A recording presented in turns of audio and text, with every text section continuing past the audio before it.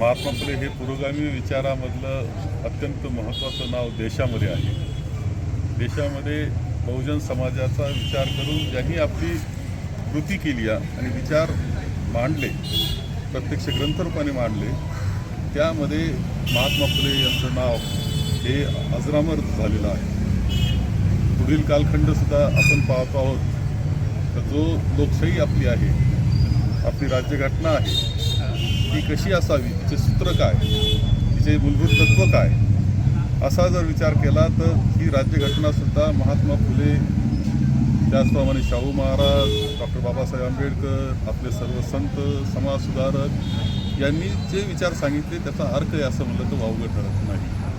आणि म्हणून देश जर सामर्थ्यवान बनवायचा असेल, एकत्र पद्धतीनं पुढं जायचं असेल, भेदभाव टाळायचा असेल, जाती धर्माचे वाद कमी करायचे असेल तर महात्मा फुले यांचा विचार हा मानवतावादी विचार होता, तोच आपल्याला पुढे नेऊ शकतो. आणि म्हणून त्यांच्या त्या जयंतीच्या निमित्तानं आम्ही त्यांना अभिवादन करतो आहोत. महात्मा ज्योतिबा फुले आणि सावित्रीबाई फुले या दोन दाम्पत्यांनी खऱ्या अर्थाने आपल्या बहुजन समाजाच्या जीवनामध्ये आमूलाग्र बदल करण्यासाठी शिक्षणाची क्रांती आणली.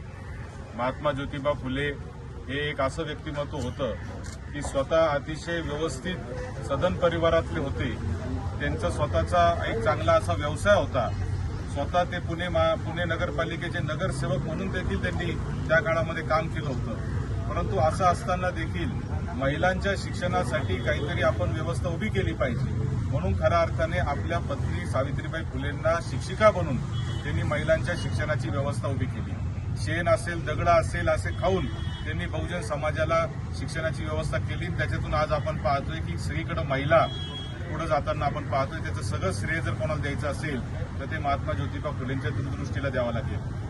खऱ्या अर्थाने महात्मा फुलेंनी फक्त स्त्री शिक्षण एवढ्यापुरतंच मर्यादित न राहता छत्रपती शिवाजी महाराजांच्या चरित्रावर खऱ्या अर्थाने जर कोणी अभ्यास केला असेल आणि तो जर खरा इतिहास समाजापुढे आणण्याचं काम कोणी केलं असेल तर ते महात्मा ज्योतिबा फुलेंनी केलं होतं. आणि म्हणून या महात्मा ज्योतिबा फुलेंच्या आजच्या जयंतीच्या निमित्ताने आम्ही या संगमनेर शहरातील जो महात्मा ज्योतिबा फुलेंच्या पुतळ्याला माल्यार्पण केलेलं आहे, त्यांना अभिवादन केलेलं आहे. मी एवढंच इच्छा आपल्या सगळ्या संगमनेरकरांकडून आणि सगळ्या तमाम हा व्हिडिओ पाहणाऱ्या सगळ्या लोकांकडून इच्छा व्यक्त करतो की ज्या पद्धतीने, ज्या विचाराने महात्मा ज्योतिबा फुले आणि सावित्रीबाई फुले संपूर्ण आयुष्यभर जगले, त्या विचारावर खऱ्या अर्थाने राहण्याचं काम आपण सगळ्यांनी केलं पाहिजे.